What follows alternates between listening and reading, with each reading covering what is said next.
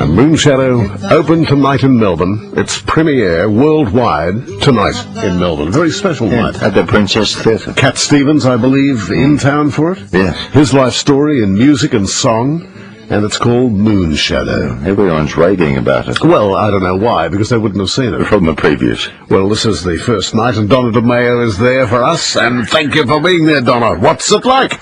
Well, it's been an absolute thrill to be at the world premiere, as you mentioned. This is a big night for Cat Stevens, who's now calling himself Yusuf Islam, and he's just arrived at the after party at the grand ballroom at the Sofitel, and it's an absolute frenzy because, quite frankly, he is a legend, and people are actually asking him for autographs, and he's being very obliging, but he's absolutely thrilled. And I just spoke to the young man who plays the lead in Moonshadow, Gareth Keegan, who, quite frankly, not many people would have heard of, and this musical actually has given some young talents a wonderful opportunity to showcase how incredible they are, because the two leads, Gemma Ashley Kaplan and Gareth Keegan, who I just mentioned, are absolutely extraordinary. Now, the story itself is a little bit it's a bit whimsical, it's a little bit fantasy, it's a bit hard to describe in a nutshell, but I'd say it's more like a pop opera where there's romance, there's two young people that have been torn apart, but they do care about each other.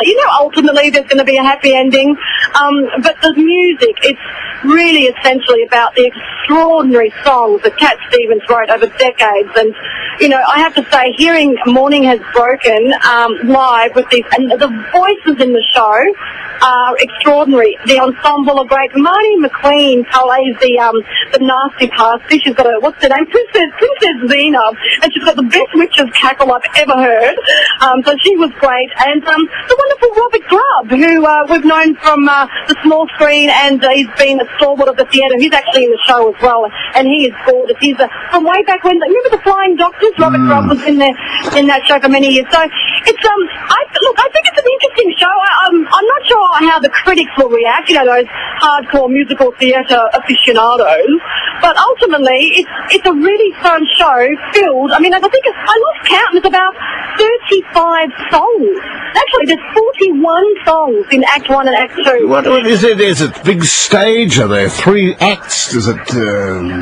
Well, a really good question. Now, what they've done is they've developed this wonderful technology where the set design is actually really unique, and there's some big projections on the, to create these mystical places and these wonderful lands he travels to. And you know what? It sounds not that good, but it's very impressive. To the eye, there's an absolute spectacle that's associated with this show. Did you enjoy it? I actually did, and I'm going to say I wasn't expecting to enjoy it. I just thought it's just kind of come out of the blue, like, what is Moonshadow? You don't know what to expect, but I think that's the joy of it. What's the crowd like? I had a lovely chat with Rhonda Birchmore, who's here, and she's actually got a show coming up in August, so stay tuned to that. But who's here, who I think is an absolute incredible talent, and I had a quick chat with him. I'm going to find out what he's up to now. Remember Bobby Fox, the lead from the Jersey Boys? Yes. That wonderful young man. He played Frankie Valli. He's an absolute superstar. He was actually in the Cup with Stephen Curry. He played one of the Irish trainers. That's right. And he's here tonight. So I'm going to have a catch up with him and find out what he's up to. But look, it's in a nutshell, I think Moonshadow will do well, because if people are open to something a little bit different in musical theatre and they love Cat Stevens, well, it's a must-see. Is Cat Stevens... I just want to know if he's in it. No.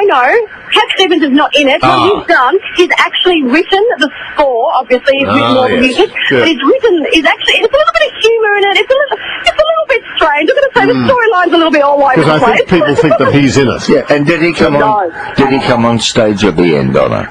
Oh, he did, Philip, and there was a standing ovation as soon as he stepped out on stage. It was absolutely glorious to see him, and he actually gave a kiss on the head to the lead, Gareth. I think he was a little bit startled by that, but he was really quite honoured.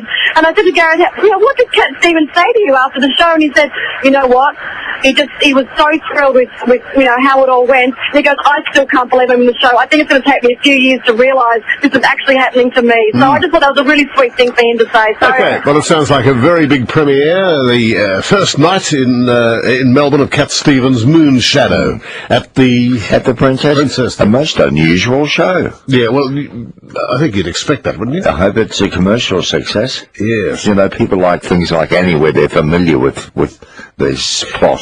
One thing that does go for this is that every song will be recognized. Well, every second song would be recognizable, and we've known them for 30 or 40 years. It's a big theatre to fill every night. It's a very big theatre. For 12 weeks, isn't it? Yeah.